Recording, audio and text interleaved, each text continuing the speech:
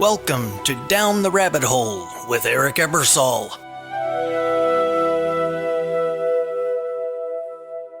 Welcome to Down the Rabbit Hole. I'm your host. Quick question to kick us off.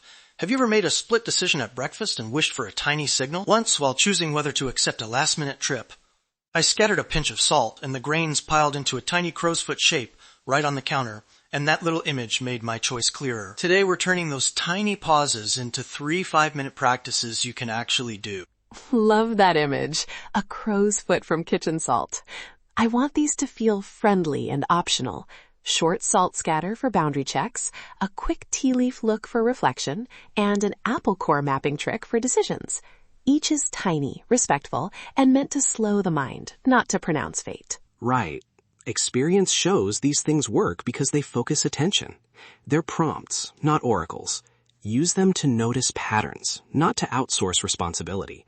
We'll flag that clearly as we go. Okay, let's start with salt. It's everywhere, cheap, and for some reason it makes you actually look at a moment. Try this when you need to check a boundary, like whether to say no to an extra task or protect your evening. Simple 2-minute salt scatter. Take a small pinch of salt and scatter it on a shallow dish or plate. Before you scatter, set a 1-sentence intention. Something like, what boundary needs my attention? Wait, what kind of intention? Give an example listeners can actually say. Say it out loud. What boundary needs my attention right now? Then scatter the salt, watch where it settles, and notice what your first gut reaction is. A quick interpretive tip. Think in patterns, not proclamations. If the salt clumps near the rim, you might need more space. If it piles to one side, maybe a specific person or task needs attention. If it's spread evenly, perhaps it's time to steady a routine. I tried this on a crazy Monday calendar like Jenga. I scattered salt and saw a little wall form in the center. It felt like permission to block my midday. And the day actually calmed. Not magic prophecy.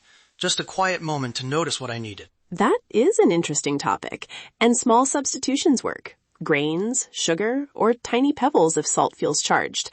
The instrument doesn't matter as much as the intention and the follow-up action. Next, tea leaves. This is tactile and a little theatrical, but in a good way. I'll walk a fast version through focus, swirl, read, act. Okay, first focus a single sentence. What deserves my attention right now? Then swirl the cup gently and pour out the liquid so only the leaves remain. Say that intention out loud, even if it feels silly. It anchors the practice and makes the next step less fuzzy. Now look at shapes. An arc could suggest movement is coming, a dense knot might point to something tangled, and a clear gap might signal space opening. Say a short sentence about what you see. For example, that looks tangled. Then pick one tiny action. Right. Don't get stuck on literal meanings. Our brains find patterns. Use the image to name a feeling. Tangled, ready, stuck, hopeful. That label is the bridge to action. A quick demo twist. Swap cups with a friend and offer one-word impressions. Not predictions, just a mirror. It keeps things light and sharpens your listening. But listen to this. Sam, you flag the risk of taking symbols too literally.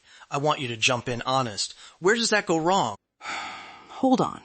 This is important. Symbols help when they open a conversation with yourself, but they become dangerous if someone uses them to avoid real-world steps. Don't skip a doctor's visit because a leaf said to wait. Use these as prompts to check facts and act. Totally. Final micro practice. Apple core mapping. It's tactile and portable. You can do it on a bench in 5 minutes. Hold the apple core upright and imagine the top as what you want and the bottom as what's actually happening. Trace lines from top to bottom. Where are the breaks? Mentally mark 3 steps you could test in the next hour. If the core is jagged, note friction points, people, tasks, habits that burr. If it's neat, maybe direction and action are aligned. You can also sketch a core on a napkin if you don't have an apple. 1-minute version. Name 3 anchors at the top, values or priorities, and 3 friction points at the bottom. Pick 1 anchor and 1 friction point, and ask, what's one tiny experiment I can try now? Then try it. I want a bit of friction here. Not to be cynical, but honest. Some listeners will love this, and some will roll their eyes. Sam, are you worried people will treat these like fortune-telling and skip thinking? Yes, and that's why the rule is simple. Treat results as cues, not commands. If something points to worry, check facts and seek help. If you see relationship friction, talk to the person. These practices cue attention. They don't replace responsibility. Accessibility note? No tea? Use a coin flip for a quick pause. No apple? Sketch on a napkin. The instrument isn't the point. Intention, attention, and one small action are. 3 quick reminders before we close. 1, these are prompts to notice and act.